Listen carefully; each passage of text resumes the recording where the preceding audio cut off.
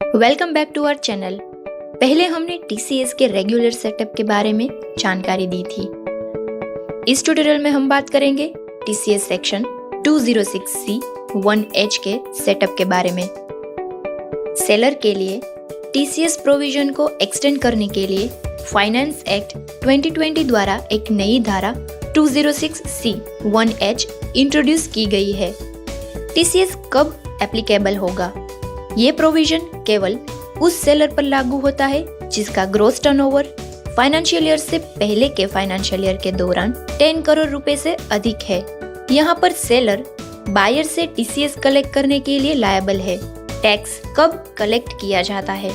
इस प्रोविजन के अनुसार यदि सेलिंग की aggregate value relevant financial year के दौरान 50 लाख रुपए से अधिक हो तो इस अमाउंट की रिसीट के समय ही टीसीएस काटा जाना चाहिए। एप्लीकेबल रेट, यदि बायर अपना पान प्रोवाइड करता है तो टीसीएस एक्सेसिबल अमाउंट पर टीसीएस 0.1% लागू होगा और यदि बायर अपना पान प्रोवाइड नहीं करता है तो 1% टीसीएस रेट लागू होगा। टीसीएस डिपॉजिट करने की ड्यू डेट्स क्या है? सेलर को टैक्स कलेक्ट करने के बाद इन कंडीशंस का पालन करना होगा। महीने के दौरान कलेक्ट किए गए टैक्स को बाद के महीने की 7 तारीख को या उससे पहले सेंट्रल गवर्नमेंट के क्रेडिट में जमा करना होगा। फॉर्म 27EQ में रिटर्न दाखिल करने के 15 दिन के भीतर बायर को फॉर्म 27D में टीसीएस सर्टिफिकेट जारी करना होगा। TCS return, TCS regarding details and information form 27EQ में मेंशन होती है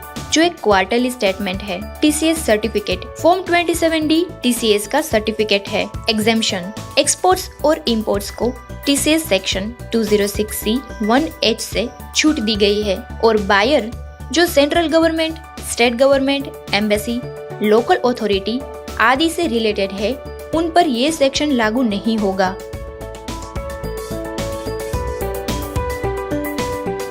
चलिए मिरेकल में टीसीएस सेटअप देखते हैं। Go to setup, company setup और टीडीएस टीसीएस सेटअप में TCS section 206C 1H setup दिया हुआ है। इस ऑप्शन को एनेबल करें। जैसे ही यस सेट करते हैं तो यहाँ 2 सेटअप्स और ऐड हो जाएंगे। इन सब का यूज हम 1 बाय 1 देखेंगे। चलिए पहले हम टीसीएस सेक्शन 206C 1H का यूज देखते हैं। यहाँ अकाउंट मास्टर में यहाँ पर हमें अलग से टीसीएस अकाउंट बनाने की जरूरत नहीं है। मिरेकल में automatically TCS 206 1H account create हो जाएगा जो सेल्स के लिए है और TCS 206 1H deducted account purchase का भी ऑटोमेटिकली ऐड हो जाएगा। पार्टी डिटेल्स में टीसीएस 206 1H का ऑप्शन ऐड हो जाएगा। यहाँ हमें यस सेट करना है। Now go to sales entry, sales invoice. यहाँ सेटअप ऑप्शन में टीसीएस 206 1H रिक्वायर्ड का ऑप्शन मिलेगा। यहाँ यस सेट करें। अब यहाँ एक्सपेंस डिटेल्स में टीसीएस 106C 1H का एक्सपेंस ऑटोमेटिकली ऐड हो जाएगा। चलिए अब एक सेल्स एंट्री करते हैं। यहाँ डिटेल्स ऐड करें, रेट एंटर करें और आप यहाँ देख सकते हैं कि 1% के आधार पर टीसीएस की कैलकुलेशन हुई है क्योंकि हमने इस पार्टी का पान नंबर ऐड नहीं किया है। अगर हमने पान नंबर ऐड किया होगा तो टीसीएस की कैलकुलेशन 0.1% के आधार पर होगी। चलिए अब टीसीएस 206 1H की रिपोर्ट में देखते हैं कि हमें सामने वाली पार्टी से कितना टीसीएस कलेक्ट करना है। ये टीसीएस 206 1H की रिपोर्ट है। यहाँ टीसीएस 1% लगा है और टीसीएस कलेक्टेड विथ सेल्स इतना है और हमें सामने वाली पार्टी से 14,900 का टीसीएस अमाउंट कलेक्ट करना है। चलिए अब बैंक रिसीट की एंट्री करते हैं। Go to cash bank entry, click on bank receipt. यहाँ पर अमाउंट ऐड करें। अगर हमने सेल्स बिल नहीं बनाया है और उसकी सिर्फ रिसीट के टाइम टीसीएस कलेक्ट करना है तो टीसीएस अकाउंट सिलेक्ट करेंगे।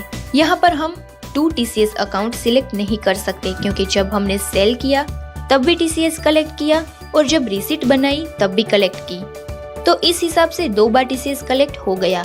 तो इसके लिए हमें यहाँ पर 2 पार्टी अकाउंट सिलेक्ट करना होगा। Click on okay to save. अब यहाँ टीसीएस 206 1H रिपोर्ट में टीसीएस जितना हमें कलेक्ट करना था वो देख सकते हैं। और जितना हमने सामने वाली पार्टी से कलेक्ट कर लिया है वो भी देख सकते हैं। और यहाँ TCS पार्टी क्रेडिट में अमाउंट 0 हो गया है। इसके बाद TCS सेक्शन 2061H की सभी प्रोसेसेस जैसे TCS चलन, TCS bank payment, TCS certificate, TCS forms और TCS रिटर्न रेगुलर TCS की तरह ही रहेगी। और जानकारी के लिए नीचे दी गई लिंक पर क्लिक करें। चलिए अब सेपरेट डेबिट नोट ऑप्शन का सेटअप देखते हैं। ये सेटअप उस यूजर को हेल्पफुल होगा जिसको TCS 2061H टैक्स बिल में या रिसीट के दौरान कलेक्ट करने की जरूरत नहीं रहती है। तो उसके लिए अलग से एक ऑप्शन दिया है सेपरेट डेबिट नोट का।